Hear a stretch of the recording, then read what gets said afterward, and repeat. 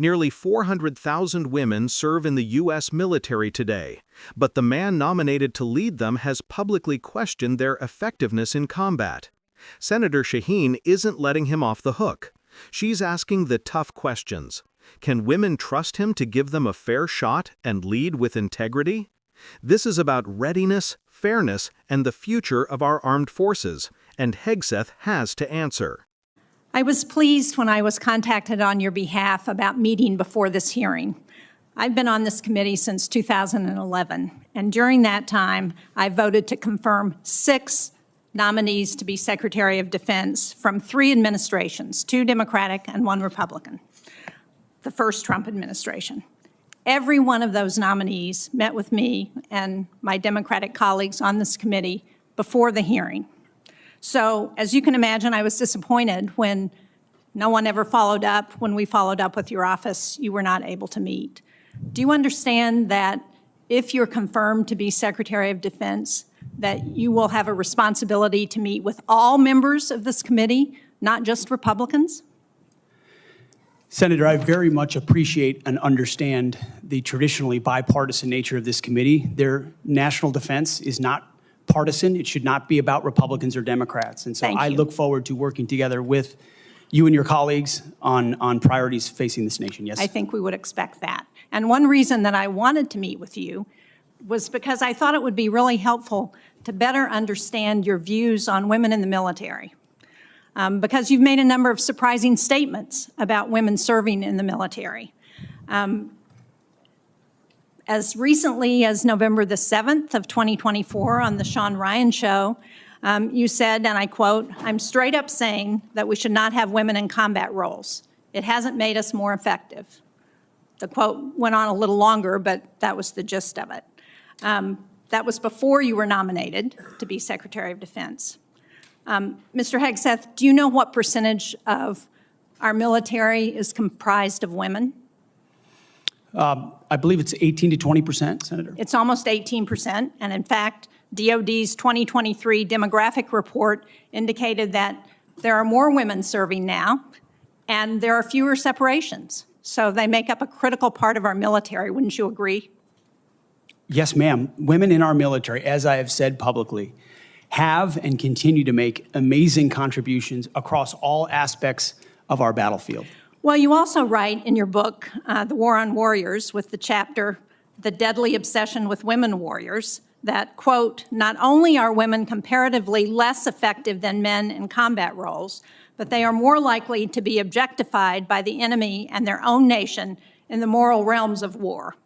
Mr. Hegseth, should we take it to believe that you believe that the 2 women on this committee who have served honorably and with distinction made our military less effective and less capable?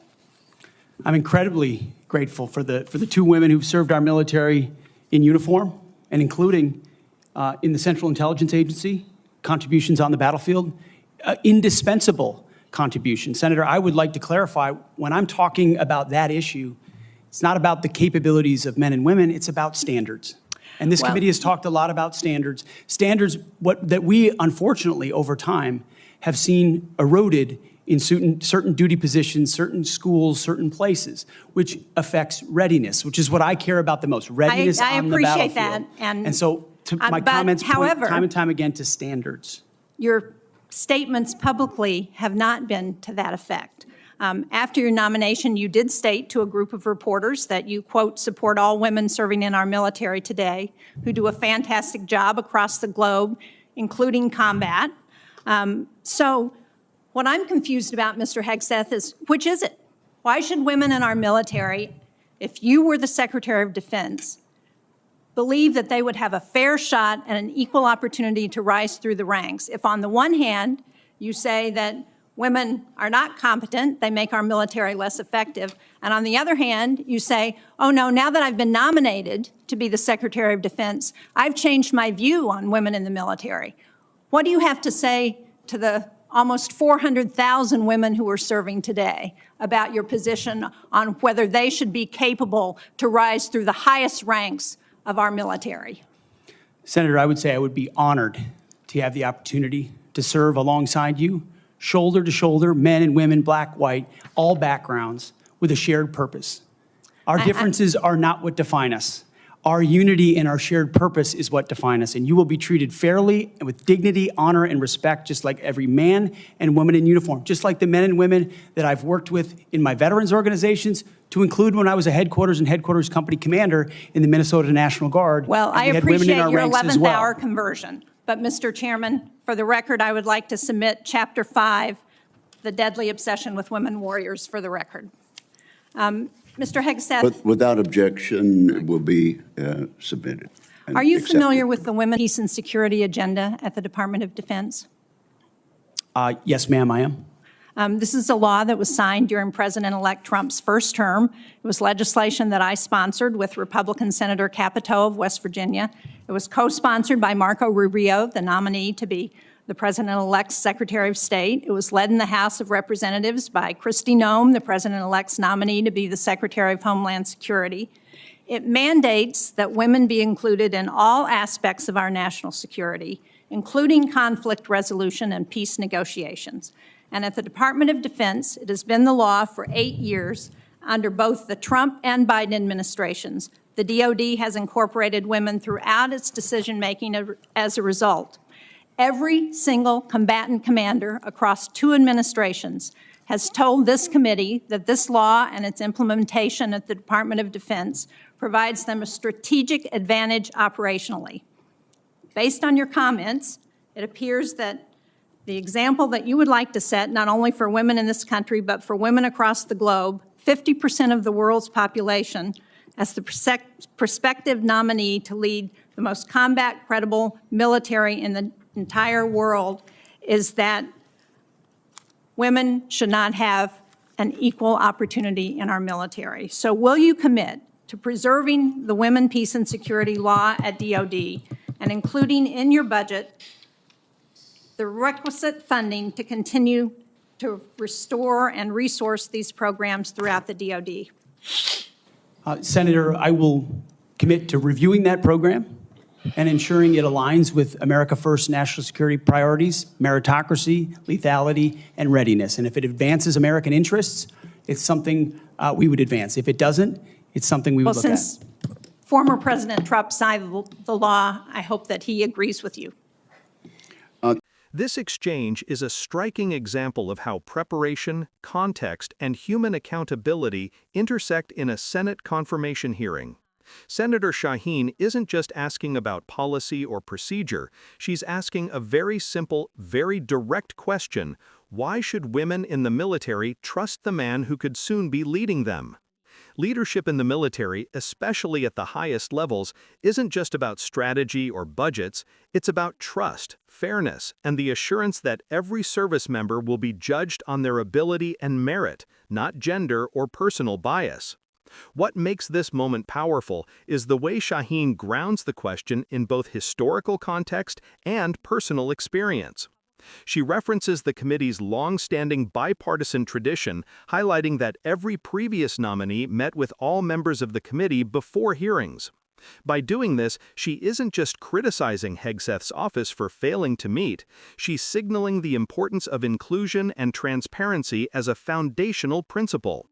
This isn't about political theater, it's about norms that ensure leaders understand and respect the full spectrum of perspectives in our armed forces. The questioning then pivots to substance. Shaheen cites public statements Hegseth made about women in combat roles, statements suggesting women make the military less effective and could be objectified in conflict. These are not minor opinions. They touch on the lived realities of nearly 400,000 women currently serving. And the contrast between those statements and his later affirmations, post-nomination, creates a tension. How can women believe in a fair and equal path to leadership if the person nominated to lead the most combat-ready military in the world has previously questioned their capabilities? Hegseth's responses attempt to bridge that gap with general assurances about merit, readiness, and working alongside people of all backgrounds. He invokes unity and shared purpose, emphasizing that everyone will be treated with dignity and respect. But Shaheen's point cuts deeper. It's not enough to promise fairness abstractly. Leadership credibility is earned through past actions, not statements of intent. The fact that he submitted a chapter from his book asserting women are comparatively less effective in combat is telling, and Shaheen highlights this with precision, framing it not as theoretical commentary, but as a real-world question of trust. The discussion of the women, peace, and security agenda further contextualizes the stakes. This law, supported by both Republican and Democratic administrations, mandates the inclusion of women in every aspect of national security decision-making. Shaheen presses Hegseth on whether he will preserve and fund these programs, pointing out that the strategic advantage of integrating women is documented and recognized by combatant commanders across administrations. Here, the conversation moves beyond perception or opinion. It's about operational effectiveness and national security outcomes. What's key for viewers to understand is that this hearing isn't just about ideological differences. It's about standards, readiness, and the lived experience of service members. The almost 400,000 women currently serving in the U.S. military need assurance that their careers, contributions, and potential for leadership will be evaluated on merit. Shaheen frames the question in human terms. Women in uniform aren't hypothetical figures. They are active participants in maintaining the nation's security, and the nominee's past statements directly affect their confidence in institutional fairness. Finally, the exchange underscores a broader lesson in leadership and accountability. A nomination to lead the Department of Defense isn't just about policy. It's about trust, credibility, and the ability to unify diverse personnel around a common mission. Shaheen's questions force Hegseth to confront the practical implications of his public record, highlighting the tension between past statements and present commitments. It's a reminder that words matter, actions matter, and credibility is built over time through consistent alignment of beliefs, policy, and treatment of the people you were tasked to lead. For viewers, the takeaway is clear. True leadership requires both competence and moral credibility. In high-stakes institutions like the military, assurances alone aren't enough. Leaders must demonstrate through their record that every member, regardless of gender, has the opportunity to serve, lead, and succeed on equal footing. If you want to see more deep, no-fluff breakdowns like this, understand what's really happening behind the headlines, and hear analysis that gives context to the decisions shaping our country, make sure you like this video, share it, and subscribe to Left Lens. Your support helps us continue to cut through the noise and deliver commentary that informs, educates, and holds power accountable. For viewers, the takeaway is clear. True leadership requires both competence and moral credibility. In high-stakes institutions like the military, assurances alone aren't enough. Leaders must demonstrate through their record that every member, regardless of gender, has the opportunity to serve, lead, and succeed on equal footing. If you want to see more deep, no-fluff breakdowns like this, understand what's really happening behind the headlines, and hear analysis that gives context to the decisions shaping our country, make sure you like this video, share it, and subscribe to Left Lens. Your support helps us continue to cut through the noise and deliver commentary that informs, educates, and holds power accountable.